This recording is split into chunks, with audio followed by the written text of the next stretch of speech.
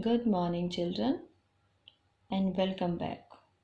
This is Class 6th, Subject Social Science, Chapter number 1, The Earth in the Solar System, Lecture 3rd. As in Lecture 1 and 2, we have already covered some of the topics like solar system, celestial bodies, stars, planets.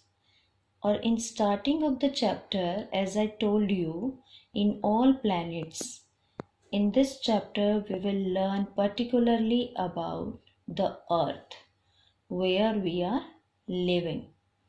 Now let's discuss some of the features of the earth. First, earth as a blue planet. Earth is known as a blue planet. What is the reason behind it? Because 2/3 part of the earth is covered with water and it looks blue from outer space. That's why it is known as blue planet. So if anyone asks you why is the earth known as blue planet, you will reply the earth surface. 2/3 of the earth surface is covered with water and it looks blue from outer space. That's why it is known as blue planet. The next feature, shape of the earth. It is geode. What does it mean? Geode is a shape that is sphere but flattened at the top. So earth has geode shape that is sphere but flattened at the poles. So if anyone asks you what is the true shape of the earth, you will reply this is geode. The next feature of the earth as a unique planet. This unique word we use with the earth where we are living. Why do we use? Because the earth is only planet where life is possible. The living things present there only on the earth out of all 8 planets. Now, why the life is possible here on the earth only? The conditions that make life possible on the earth are moderate temperature. The temperature of the earth is neither too hot nor too cold. That is average. So that's why life is possible on the earth. Second condition, presence of water.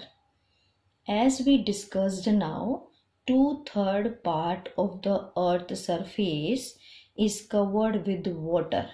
So enough amount of water is present there on the earth. That's why life is possible. As we know, water is essential part of our life. The third one, presence of air, or you can say presence of atmosphere. Here the life supporting gases like oxygen, carbon dioxide, they are present on the earth. That makes life possible on the earth. So if anyone asks you why do we call earth a unique planet, you will reply because life is possible here, and then you will explain the conditions also. What is the reason behind it, why the life is possible only on the earth? Then you will explain these conditions: moderate temperature, presence of water, presence of air or atmosphere, you can say. The next topic is satellite. As we discussed about planets, and in that we have done, planet is heavenly or celestial body that revolves around the sun, and satellite is a heavenly body that revolves around the planet. Now, types of satellites. There are two types of satellites. One is natural satellite and the second is artificial satellite. Natural satellite, that is formed by nature only. An artificial satellite, that is made by human being, or man-made satellite, human-made satellite or man-made satellite we can say. The examples: the moon. The moon is only one natural satellite of our earth. And some examples of artificial satellite: INSET, IRS. So how will you define satellite? Satellite is a heavenly body that revolves around the planet, and two types of satellites are natural satellite and artificial satellite. If we differentiate these two, so how will we differentiate? Natural satellite is formed by nature and artificial satellite is human-made satellite. Natural satellite is made up of rock and artificial satellite that is made up of metal, electronic things, and then you can give examples.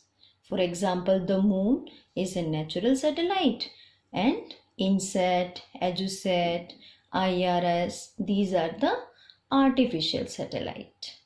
Clear?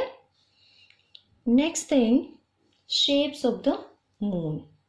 As we talked, the moon is only one natural satellite of the earth. Now, the shapes of the moon. The moon changes its shape and position every night. So there are main 5 shapes of the moon given.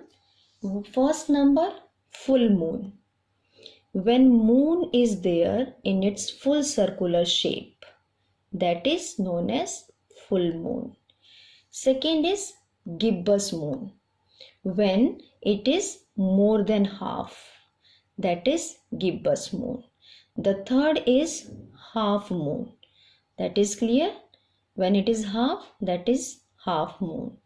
Then crescent, a narrow strip or less than half, that is crescent moon. New moon, when it does not appear at all, that is new moon. So these are 5 main shapes of the moon. Otherwise it changes its shape every night, but these 5 are the main. Clear? Shapes of the moon: full moon, gibbous moon, half moon, crescent moon, new moon.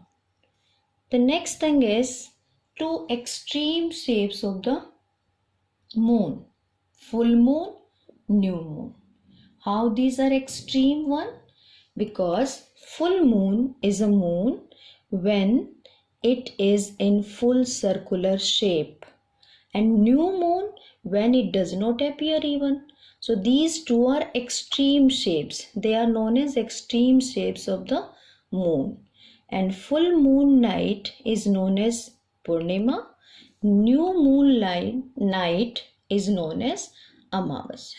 If we talk about Hindu calendar, on 14th day of Hindu calendar, new moon or Amavasya night appears. Or on the last day of Hindu calendar, that is the day of Purnima, or you can say full moon night. Clear? These are the 2 extreme shapes of the moon: full moon, new moon. And when do they occur? This new moon occurs on 14th day of Hindu calendar and full moon occurs on the last day of Hindu calendar. Next thing, rotation and revolution period of the moon. As it revolves around the planet, our earth, and rotation on its axis, it is rotating also. But the main thing to learn here is it takes 27 days and 8 hours in both rotation and revolution. Both periods are same. That's why, because of this reason only, we can see only one side of the moon always. This can be the question. Why do we see only one side of the moon? The reason is because it takes the same time in rotation and revolution, that is 27 days and 8 hours. That's why we can see only one side of the moon. Clear about the rotation and revolution period of the moon? Next thing, important points about the moon that I want to clear. First of all, it is nearest celestial body to the earth. That can be the question. Name the nearest celestial body to the earth. The answer will be the moon. And it is 3,84,400 kilometers away from the earth.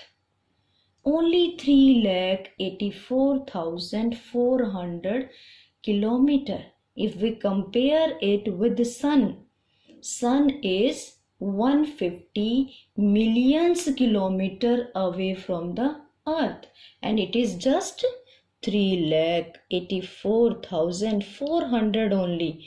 And if we talk about the sun, that is 150 million kilometers away from the earth. These were some important points. Now let's move to the homework for today. What you will do in homework, that the part that we have covered, from there only, why is the earth called a unique planet? That we discussed now in the chapter, in the lecture, that why is the earth called a unique planet? You need to write it. The second one, write the names of two extreme shapes of the moon. That also we discussed now. So these two questions you will do, and the topics that we have covered now in this lecture, you will read that from the book also. Thank you. Have a nice day.